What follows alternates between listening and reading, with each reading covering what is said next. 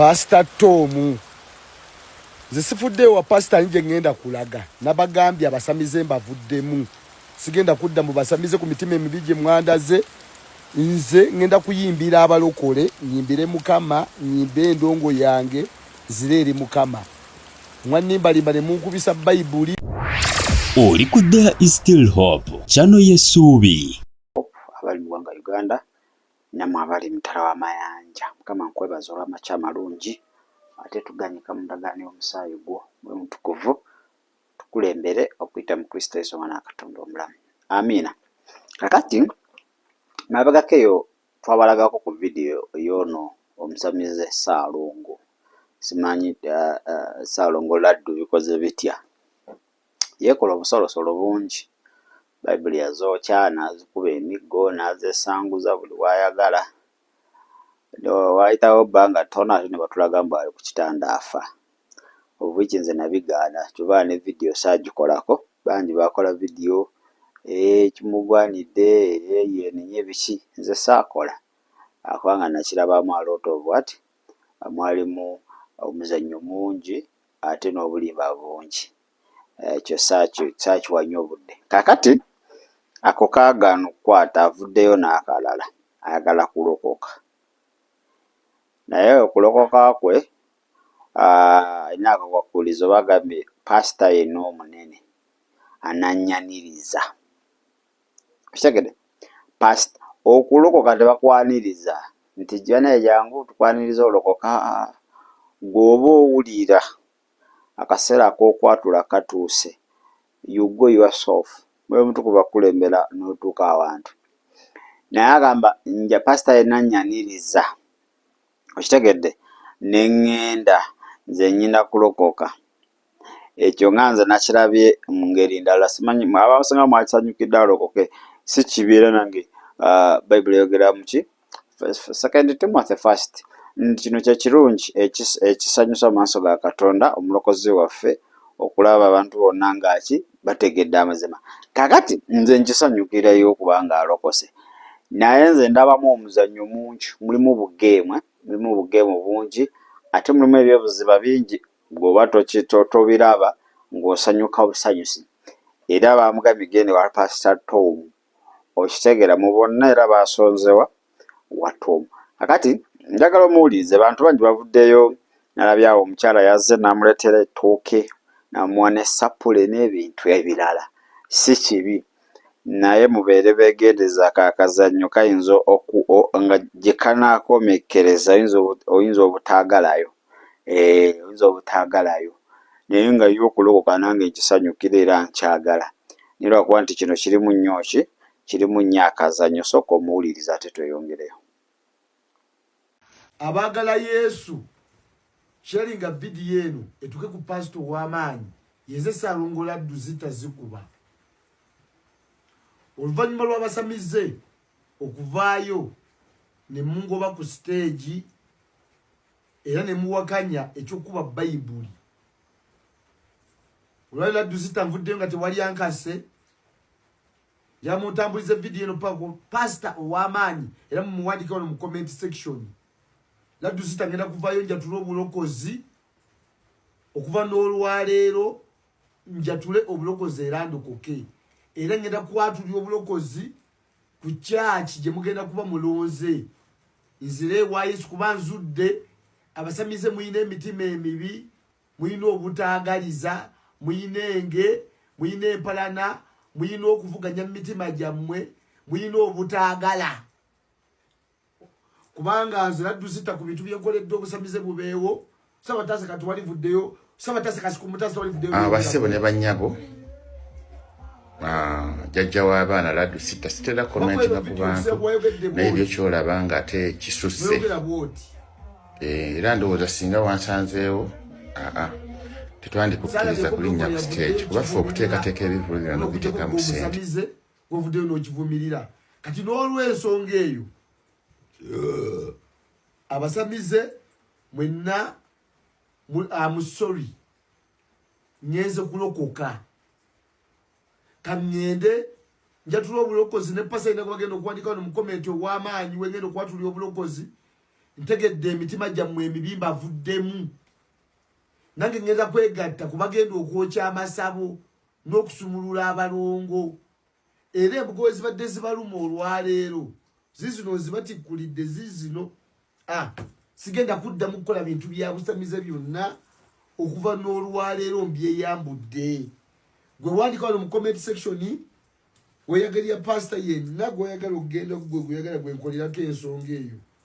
obusawo bwammwe bubalekedde kuba ntegedde ba mitima mibi nakola endongo yange temugiwagidde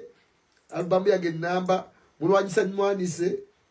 mugamba abantu nga wendi omubi wendi omufere wendi omuye kati obufere bwonna kambubaviiremu kagende ndokoke tegedde ebyensero temuli muli basajja babbi mwakubisa ne bayibuli emigo nga mbafiira kati mbavuddemu ngeze kwatula bulokozi sengeze tapika pastor wo wamanyi eze salongola duzita zikuba ku 0752 wofuna pastor wamanyi so nokuba 0752 3 5 6 5 ngero kwatula bulokozi kajjemwe kanzu wano ijjeru okakasa mukama akulokole nze kakasa navuddeyo nenjogera ebigambo ebyo nga tewali ankase ngenda kulokoka abasamize mbazudde emitima gyammwe emibi temwagaliza mulina emitima emibi mulwanyisa endongo yange natalubamu yange endongo namba mukubiriza abantu eyo nti temukola endongo ya Laddu Zita challenge abasamize bannange bonna mubakubiriza obutakula challenge abasamize kambavemu mbakubidde mundu ekimala kagende endokoke abantu gwe bagenda okusala oba bulazani oba pastani oba enjani nzo olwaleero nsazeewo ngenda kulokoka nvudde mu busamize obusamize bubi nnyo era ngenda kwogera n'ebyama byonna abasamize bye bakola ngenda okwatulira obujulizi n'abasamize n'ebyama byonna ebyobusamize bye mukola byonna bye mbadde mwekwese mu nzikiza abasamize ngenda byogera nze Laddu Zita ngenda okwatula kivanjala pastor w'amaanyi kubanga zikimanya basamize mugenda kunyiga ku kiro kyengendo okukola nesinza abazaala yenze salongola Laddu Zita zikuba wamma muteekeko wano mumbuulire yani gomufuna n'obo nkubidde simu ku 0752 3 5 5 Laddu Zita nsazeewo zikuba endongo yange muganyo giwuliriza abasamize muntamye temuddamu kummanyira kati tabasirikira wane binnya wandikeko ekigambo kimu ekyobusamize olabe Pastor Tomu zisifudde wa pastor nje ngenda kulaga nabagambye abasamize mbavuddemu sigenda kudda mu basamize ku mitima emibije mwandaze nze ngenda kuyimbira abalokole nyimbire mukama nyimbe endongo yange zireeri mukama mwanimbalimba ne munkubisa bayibuli ne munvaamu kakati nzenda pastor akola video nanyaniriza ministry yonna ekola video nenyaniriza mu butongole gategenda kumpisa abalokole nzibangambye bayine emitima emiruto mwera kumpisa basamize kuba ndaba munda zo kwagala bande mwenna abanyaniriza ne yanzege mwongedde okulaga abantu bane emitima gyabwe emibite bagala yate banyaniza ze mbalaba bonna abanvuma naye muno munanvuma ebivumo bimekanze ngenda kulokoka nyimbire mukama ennyimba ensuzo n'ennyimba z'obusamize ngenda ziteeka ku YouTube channel bazimuting nga tewali kuddamu kuwulirizibwa ngenda kuyimbira mukama tuvanga ne video eno ngikoze ndi mukwetukuza bwetukuza ate mwabava ne mugamba mbusimanya Laddu Zita lwaki okolera mu kikoyi bannange temwina mugenda kumanya ati yenze Laddu Zita wadde yabasamize bonna era agenda okwogera ebyama byonna nina okugira mu kikoyi n'abasamize bano ne bakimanya ati ddala nze abawaddeyo yenze salongo Laddu Zita zikuba ate ngenda kufuuka pastor mu bwangu ddala sagala kuntawaanya mukama abawo omukisa weewaawo weewaawo abagala Katonda abagala mukama yeebazibwe yenze salongo Laddu Zita zikuba video zange zinatandise okuba batandise dozi reporting account eno batandise ogiriportinga naye sigenda kufaayo ku basamize bameka banwanyisa esawe n'omuntu era mu studio eno tuwa ne producer Aki tugenda kukola oluyimba lwa mukama bannange nsaba muluwagire ne bagambye mu basamize siddayo obalugo siddayo ngenda kwatula obulokozi zireeri mukama Katonda ow'ekisa ekingi African Beetle Aki abantu babuuzeeko bakubireko kawululu akayimba ka mukama kanu bagambe kinnoze bagambe kikubanga kyabagamba ne basaga kinyaje sikula video ne pastor yenna sinaba kumulaba nange ow'amaanyi agenda okuntwala njatuza obulokozi naye nze tandisa oluyimba lwa mukama lwengenda okuyimba mu kyaki lugenda okujja nalwo mwana gwe teekayo kamera sewa Saalongo tereza kamera nawe teekayo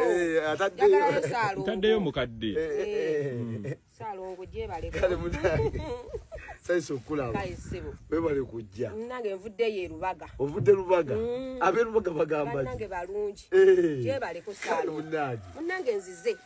naye nga bangamba oyagala kulokoka naye kiki nogamba otya neŋŋamba kanzije ne wa Saalongo badde nkwetikidde netikidde wasanyuse nasanyuse nnyo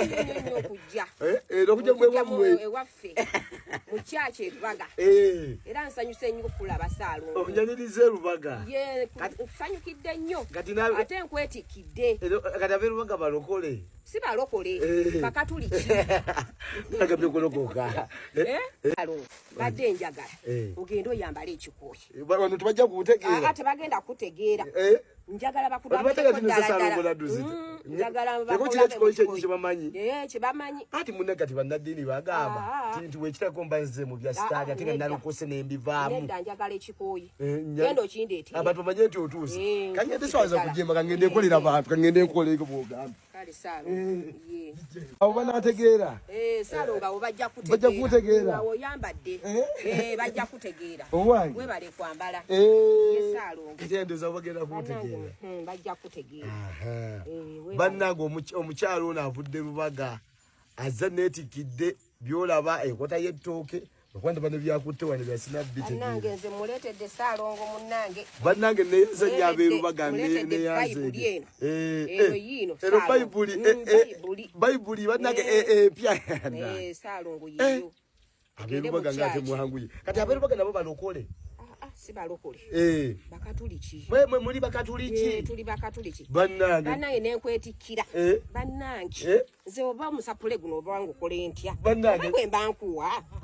kuleetera omulala naye guno gwe nnyambadde gwe kangukuleetera kangukuwa neyanziza munyaniriza mu Yesu Kristo bannange ye Yesu Kristo nga nanyiriza n'amaanyi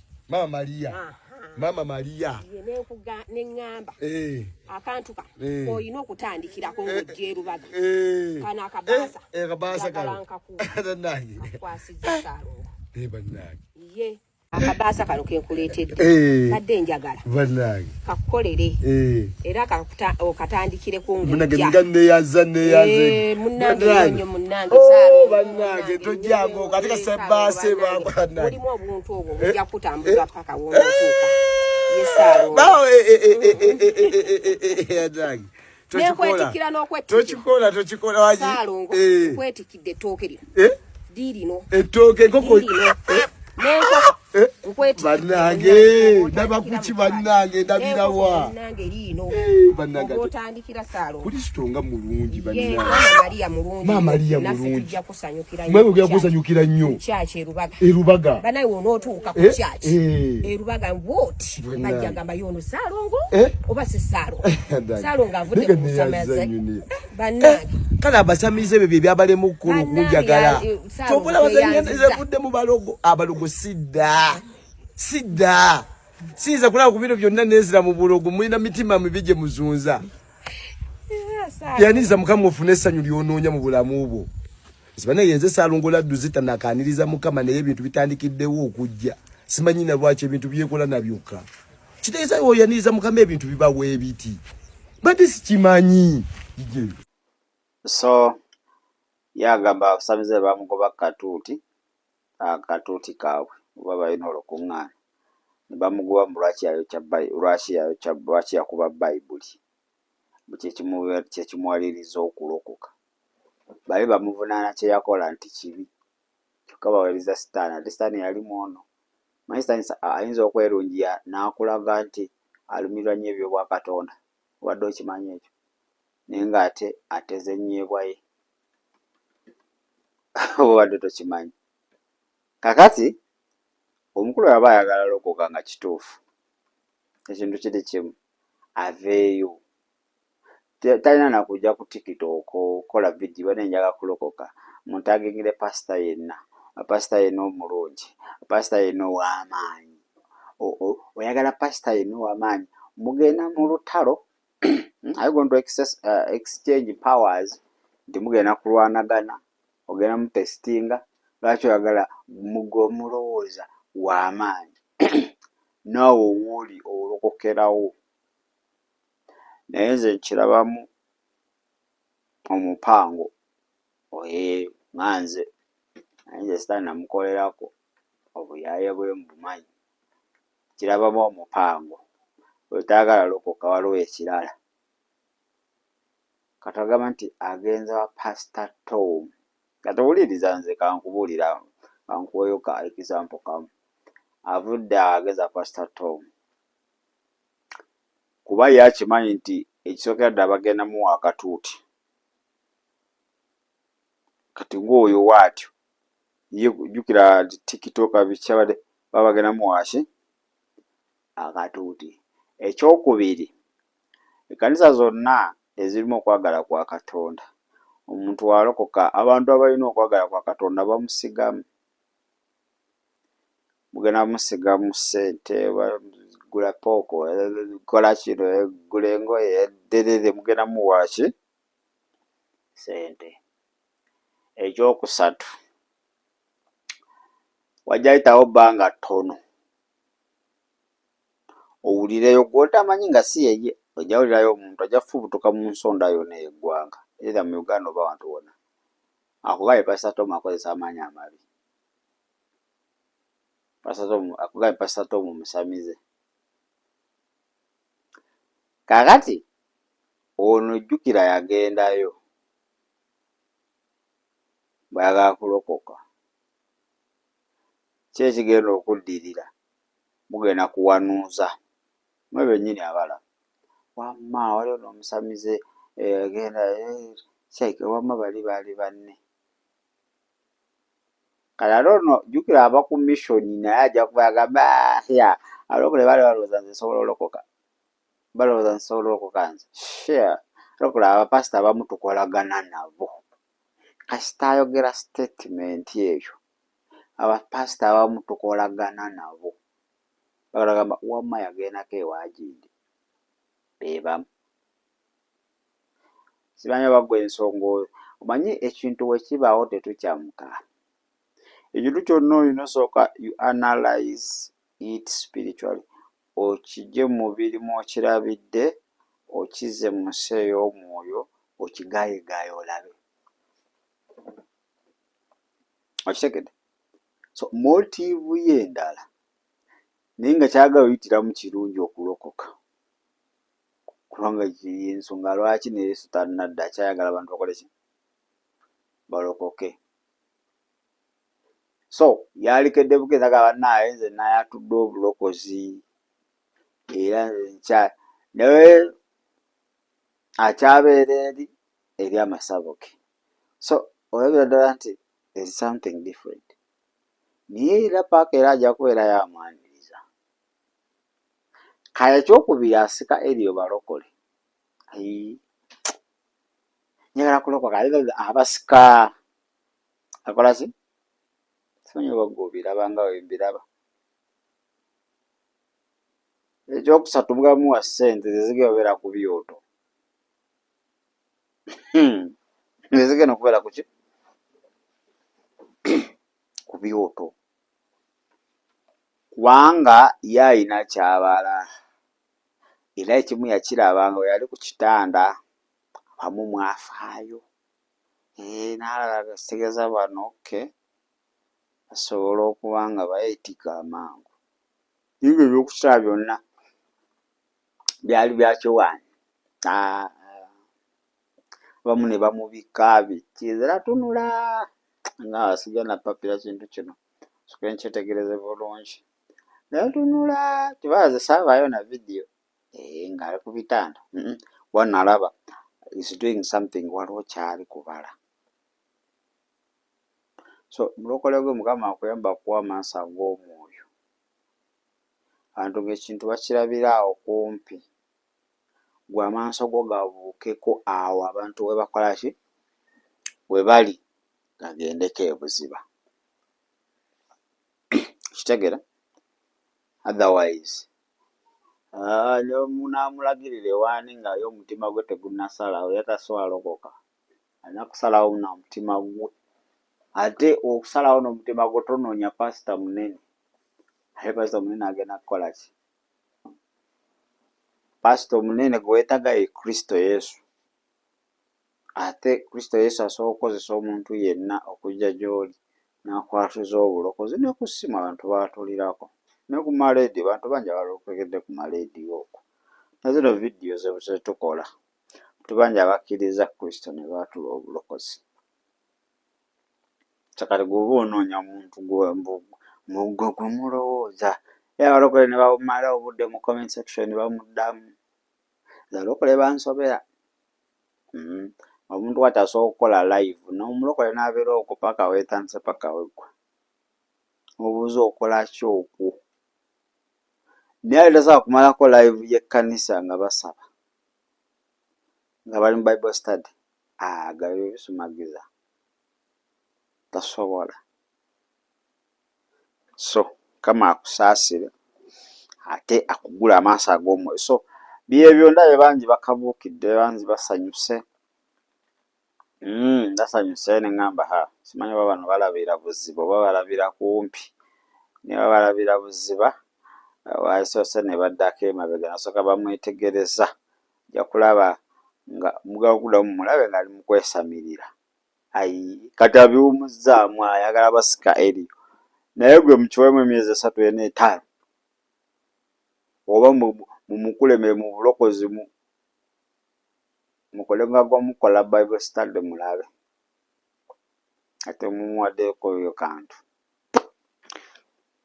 So ge gamawulire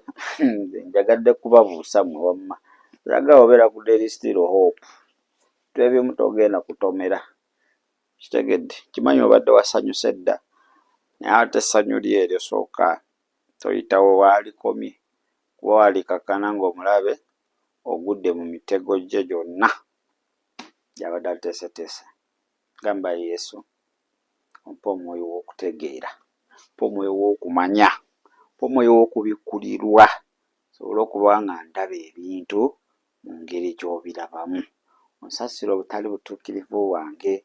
naze n'omusaayi gw'ontukuze okuyita mu Kristo Yesu Omwana wa Katonda omulamu. Amiina era amiina nnyo ddala. Kale nzooza kanneetoolemu ku katono kwenkomawo era gambe tulina bingi amakya amalungi. Weebale kulaba There is Still Hope. Okumanya ebisingawo tukubire ku 0752 31 14 47 oba ku 0761 08 83 15. Osobola n'otufuna ku email eya tshitv74@gmail.com. Eno ye There is Still Hope, channel y'essuubi.